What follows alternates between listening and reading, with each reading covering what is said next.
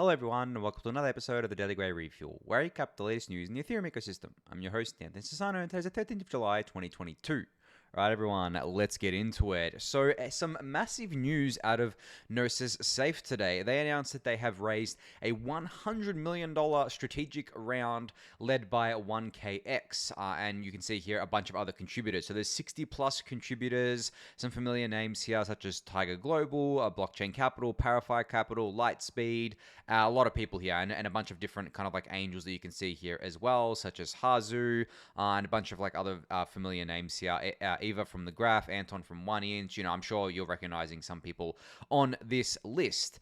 Now, this is a huge raise, $100 million. I mean, the valuation would have to be what, $1 billion on this kind of like raise here, which is quite crazy. I mean, it was less crazy back when I believe this raise was done. I think this raise was done a few months ago, obviously.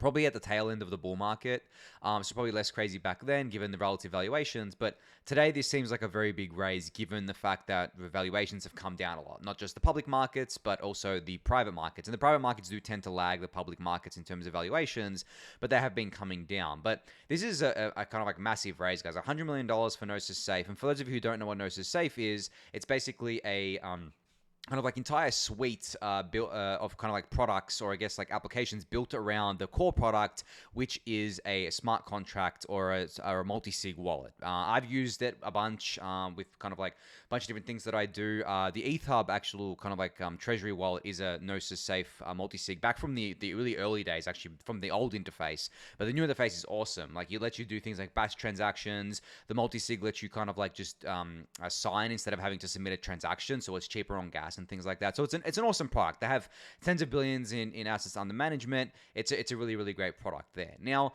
I was discussing with some friends about this raise and thinking, you know, where, like, this is a huge raise, obviously huge valuation. Are they going to do a token? I mean, of course they're going to do a token, right? Like, I feel like it's a given at this point. Like, you guys know my rule. Every protocol is going to do a token eventually, I think, or every project is going to do a token eventually. And I think that, you know, Gnosis Safe is no exception here. But, like, what would the token do? Like, where's the value capture here? Obviously, it would be a governance token. Okay, that's fine. Like, everything's a governance token if you think about it. But outside of that, what else would it do? Would it be a staking token? Would it be a kind of like fee token? Would it accrue value from fees generated on a platform? Would it be a curation token? You know, there's many different roads it could go down. But let's just say, for example, it was a kind of like staking token, and then stakers could earn some fees generated by a platform. Okay, well, where are those fees coming from? And my friends and I kind of like, and I saw some people talking about this on Twitter, well, they could charge fees on AUM. And I was like, well, I mean, they could, right? Like, say they got $10 billion in AUM and they charge like a 10 bips fee or something like that. But the thing is that, like, there is a certain point where it gets to where people are like, well, I'm getting charged too much in fees to just have my funds sitting here. I'm going to remove my fund from here and go put them somewhere else. There isn't that much competition in the smart contract wallet / multi-sig wallet space, but that doesn't mean that there isn't going to be more competition. It doesn't mean that Gnosis Safe has a monopoly, but obviously it's the biggest today and it's the most trusted, but it's not like they can just charge 5% fees on the AUM and people will be like, oh, it's fine. You know, I'm with a trusted platform.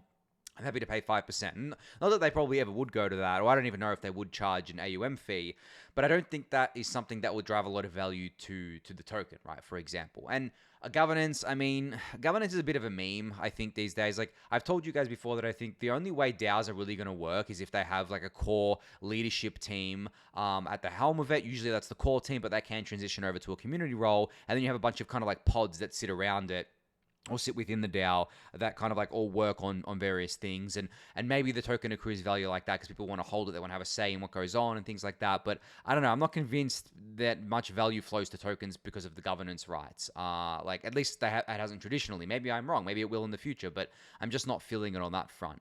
And the staking for fee revenue, you know, as I said, even if they're not going to be able to charge ridiculous fees, or if they do an AUM fee, they're going to have to charge very, very minimal fees, because if they don't, they're going to end up losing people. People are just going to basically leave the platform. So let's say they were to charge, 0.1% fees on their $10 billion of kind of like AUM. Now, if I'm doing my head math correctly, that would be $10 million a year, because 1% is 100 million of kind of like 10 billion. So, if they did 0.1%, it would be 10 million.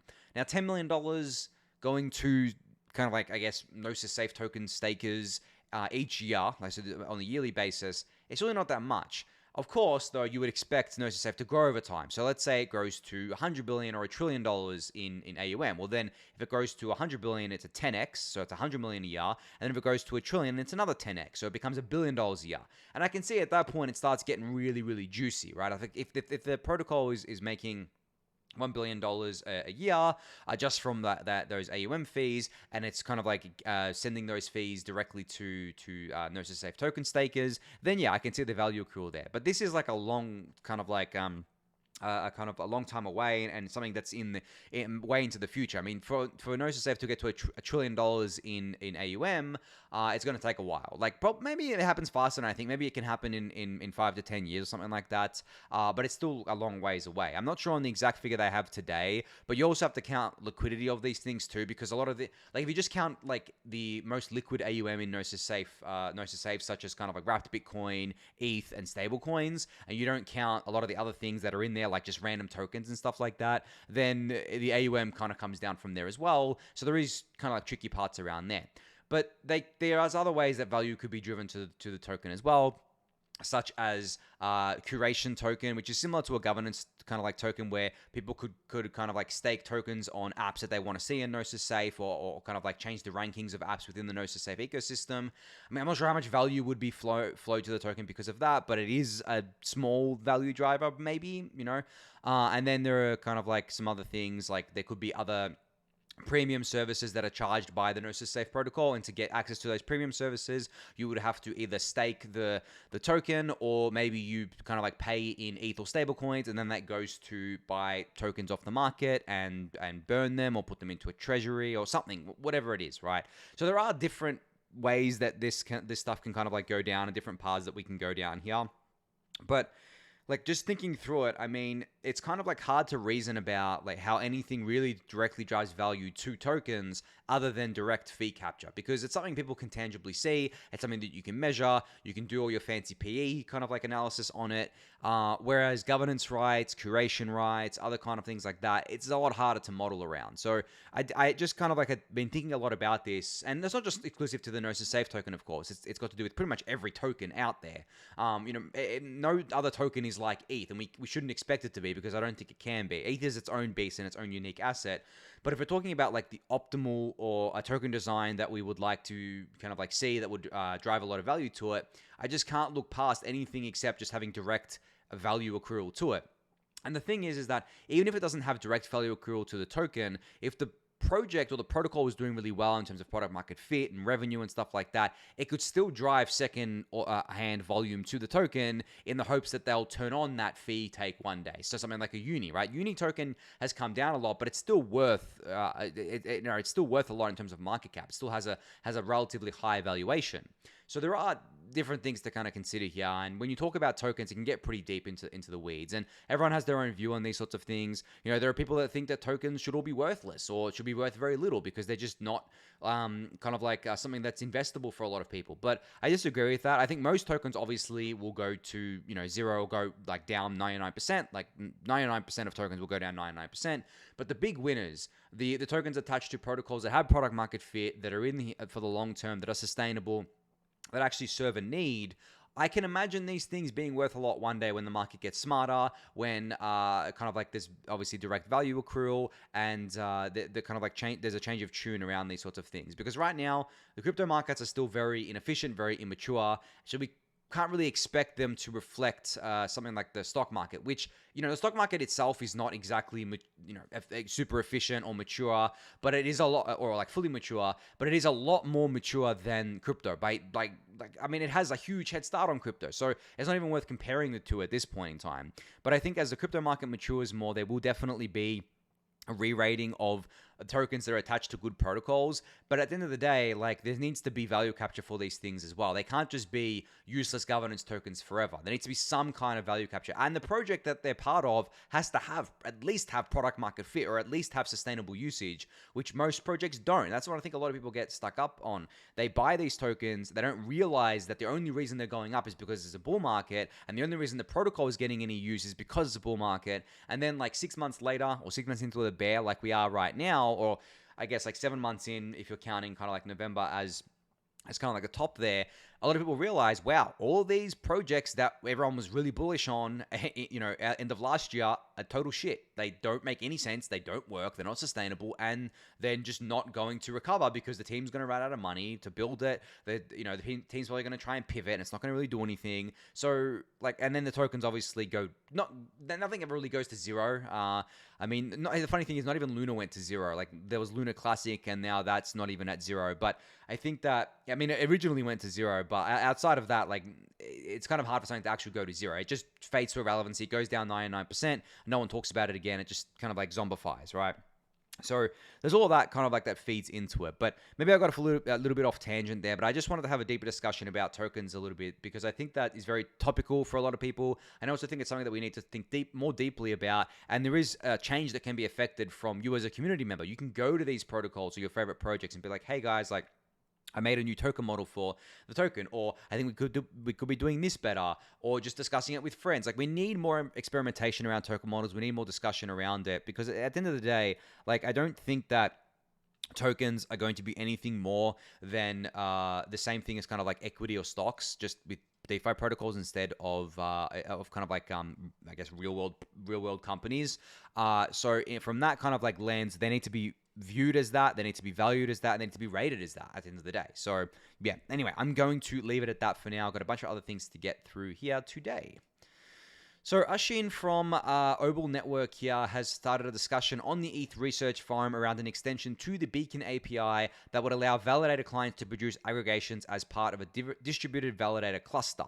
So if you don't know what I just said, because there's a lot of words in there, a lot of things in there got to do with the core protocol, never fear, it's fine. You can go read this ETH research post here that has a bunch more details. But look, I read this. I'm not going to say that I understand it fully and that kind of I'm fully across it. This is getting into the technical weeds of protocol stuff. But I think from what I can see and from a high level here, this is obviously something that would be needed to be kind of implemented in order for distributed validators like Obol Network to work. And it will add kind of more decentralization, more overall security, and a better user experience for just everyday kind of people and from everyday people to institutions to stake on the Beacon chain. So this is definitely something that we want to see, and I think you should go give this this kind of post a read if you're interested in that. Just wanted to highlight it for you guys. I'll link it in the YouTube description below.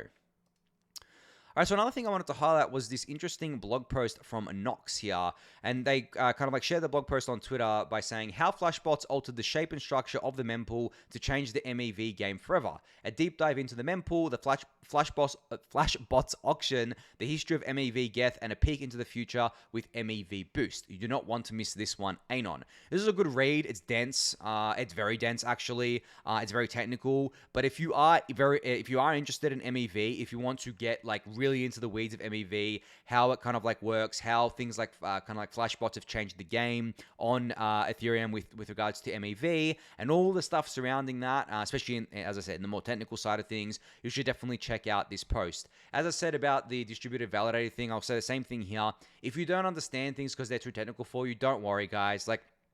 This sort of stuff is really low level. I mean, there's code in this blog post here. You can see it right here. I can't read this code myself, right? So don't fret about that. I think, I've had some people message me sometimes and be like, oh my God, how do you understand this stuff? I feel so dumb. It goes over my head. It's guys, I don't understand everything. I have a high level kind of knowledge of a lot of things. If you asked me to kind of dive deeper into certain things, there is no way I'd be able to. I mean, I try to keep up to date with core protocol developments and things like that, but it's not like I'm in the core dev teams coding up a client. I couldn't do that. I'm not a coder. I mean, I used to try and do programming back in the day, but it's just not something that I was ever good at. I have trouble focusing, and I think as a programmer, you need to be able to focus, and I have a lot of trouble focusing. My mind just doesn't work like that. So I'm just not that kind of person, but it doesn't mean anything. Just because you don't know how to read code or you don't know the nitty-gritty technical details of it doesn't mean you can't learn it, and it doesn't mean that you need to know it to begin with. You can have a high-level understanding of things in order to kind of get the, alpha that you need or get the understanding that you need without having to dive deep into everything. And I think there's a lot of people in Ethereum like that. I mean, a lot of educators are like that. Educators like me who do this this full time. We don't actually have the time to sit down and learn every little nitty gritty thing. Like, there's no way. I mean, there's very few people on the planet that would be able to do that. So what we try to do is we try to get the high level understanding of it, try to dig deeper when we feel like it's warranted, especially when it's interesting, I guess, as well. But make sure that we're kind of like putting this information out there and highlighting the information for people to kind of read themselves and learn about themselves, rather than me kind of like just explaining it all to you, especially when I don't fully understand things myself. So just a little, I guess, tangent there, but just something very relevant, I think, because as I said, I get people messaging me all the time about it, and I really don't want people feeling like they're stupid or they're dumb or anything like that. Guys, like, it's got nothing to do with that at the end of the day. And I've had people in my real life actually talk to me about just general crypto stuff. When I talk to them about crypto and what I do in Ethereum and stuff like that, and all the success that I've had with it, they're like, oh, I could never do that. I'm nowhere near smart enough. I'm like, I say to them, like I'm not like smart. I'm not that smart. I don't have like a high IQ. I'm not like some giga genius or anything like that. Like, the way I kind of like do things is that I'm just passionate about it. I just spend time kind of like looking at things, getting the high level overview of it, and making sure that I understand it from that view. But it's all about just putting in the work to understand things. Like, you don't have to be a genius to be across these sorts of things. So hopefully that encourages you guys a little bit there, and makes you feel kind of like more confident in your own abilities. As I said, there's no reason to get worked up about not understanding things, especially on the first read through the very technical things.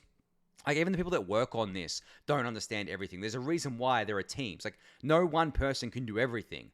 One of the most impressive things that I've seen was kind of like some indie game developers are able to develop an indie game on their own, but you can tell the difference between a game that's developed on someone's own and a game that's developed as part of a team. Like, for example, the original version of Minecraft that Notch created, he created basically on his own, and it was extremely limited. It didn't have all the fancy features that Minecraft has today, and then obviously they built a company, and then more and more features came online, and then Microsoft bought it and put like a massive team on it, and there's all this stuff going on with Minecraft now. So, like, an individual can only do so much. So you just have to kind of like contextualize that and realize the limits to your own kind of like abilities as they exist today. And if you want to get better at it, if you want to be a better programmer, or if you want to learn programming and coding, if you want to dive deeper into things, well, you just got to put in the effort to learn it at the end of the day. It doesn't matter if you feel like you're too dumb or you're not smart enough to do it.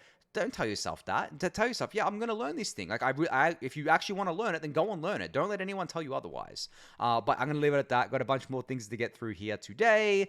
So Arbitrum is now on Dune Analytics. So you'll be able to create your own Dune dashboards using data on-chain. For Arbitrum 1. Now, I'm sure we'll be seeing our favorite Dune Analytics kind of analyst that I highlight a lot on the Refuel, Hill Dobby, putting out Arbitrum dashboards for us soon, so I'm looking forward to that. But if you are an aspiring Dune Analytics wizard, I should say, and you want to play around with Arbitrum data, you can using the Dune Analytics platform. So definitely go check that out if that is you. And they're also running a little contest for this as well, which you can find details in the thread for.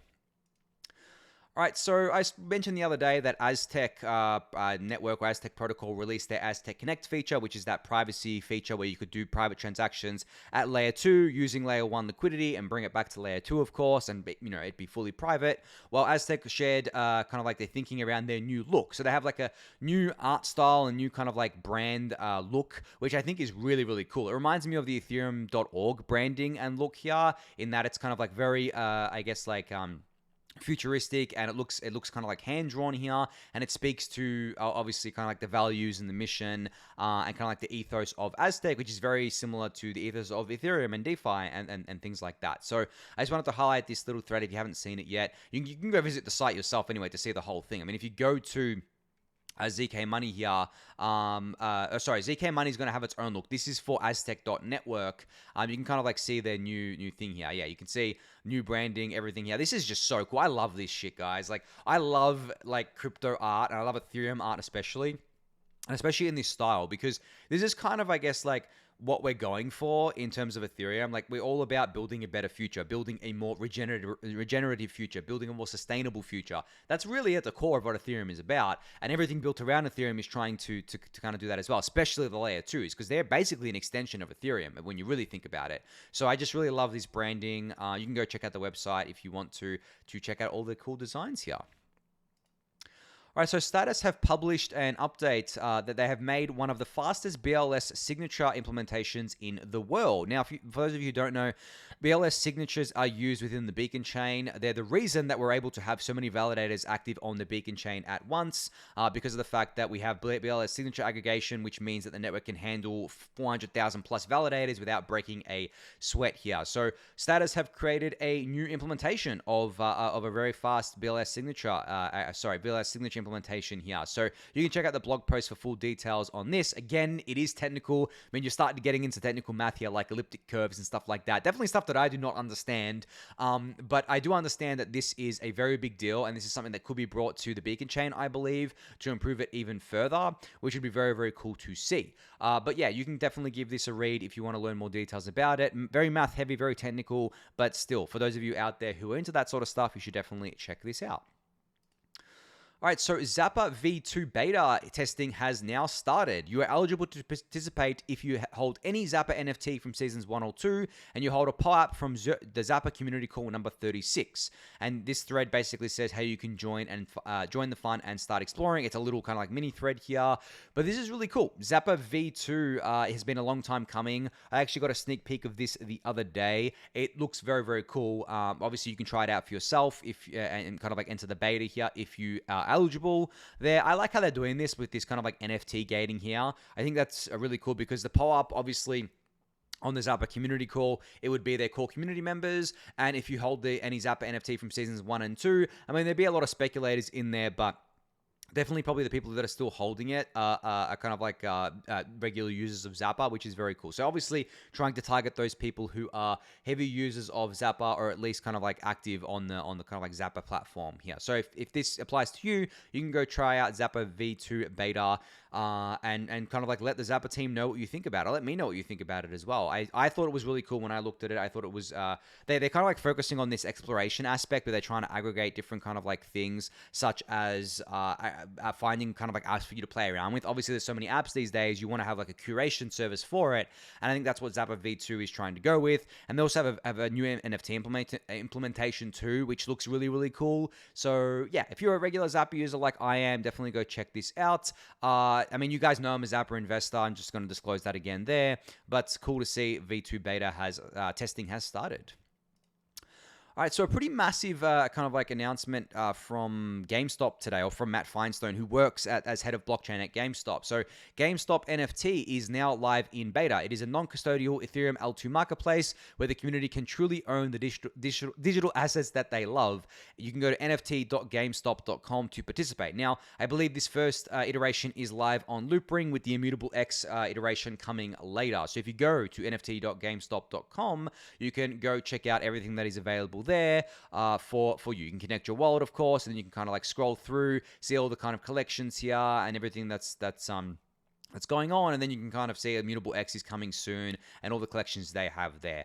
This is really cool. The GameStop crowd is very big. They're very, I guess, excited about this sort of stuff and very active within the community, and obviously they kind of like bled into the Loopring community, and they're very excited about things got to do with Loopring as well, and so am I. I mean, Loopring is an incredible L2 ecosystem, and I think that the fact that they're having such a big partner in GameStop kind of on board here with their NFTs marketplace is very, very cool, very, very forward-looking, and I think that it's funny because like NFTs got a lot of hate from like quote-unquote normies, but honestly, guys, I feel like they're just like, there's a lot of hate out there. There's a lot of people who don't like it, but I feel like a lot of those people have like very weakly held beliefs towards NFTs. They're basically influenced by some Twitter shit posts that they see, or some YouTube videos that they see, or maybe some Reddit comments, but they're not really going to, I don't know, boycott NFTs or not participate in them until, like, maybe they won't participate in them until there's something for them to participate in,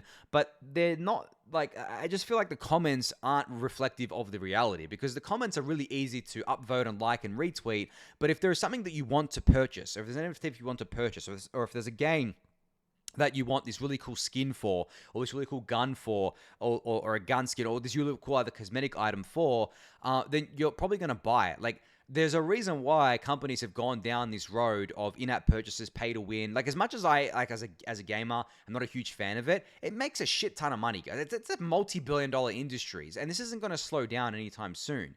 So this stuff's going to be huge. And I think that Loopring NFT, GameStop NFT, Immutable X as well, and all that, those ecosystems, they're going to be very big in the future. And I think that they're going to add a lot of value here as well. So definitely kind of like go check this out if you haven't yet. I think it's really cool to see that this is now alive.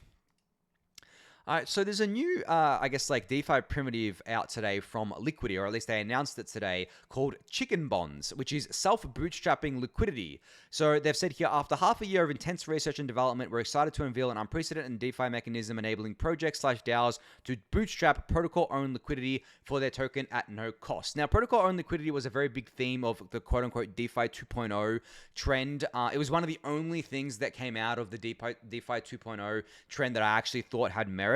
And now Liquity has taken this a step further with something called Chicken Bonds, which I'm not going to bother explaining on the Refuel. You can go read their thread to kind of like get an understanding of this. It is not something that you'll get an understanding of with your first read, I don't believe. It took me a couple of reads to kind of like get an okay understanding of it. I don't understand it well enough yet to explain it like I'm five, or to give a high level overview. But it seems like a pretty cool primitive from what I've seen so far. So you could definitely go check this out. It's not deployed yet. It's just in research phase still. And I think there's kind of like a white paper coming and all that sorts of stuff. So you can definitely check this out and check out kind of like what it means for DeFi, and see if you can wrap your head around it as well. Like, as I said, I'm still wrapping my head around it and the implications of it. The naming is funny. It reminds me of when CowSwap came out, where kind of like the chicken bond naming is actually in line with what these kind of like bond, or this kind of like thing is, or this mechanism is. Just like CowSwap was in line with what it was. It was Cow stood for coincidence of wants, which was the kind of like whole game theory behind doing a MEV resistant decentralized exchange. So that's why it was called CowSwap, and they really leaned into the cow branding, which I thought was funny. It worked because people still kind of like, I guess, talked about it and remembered it and kind of like thought it was funny and cutesy. But yeah, I just ignore the branding if that's turning you off, and just kind of like focus on the mechanism itself, because I think it's pretty interesting. All right, last up here, we have an update out of Argent. So your Argent X account just got easier to fund with a LayerSwap integration. So you can instantly transfer funds from your favorite exchange like Coinbase or Binance to your Argent X wallets.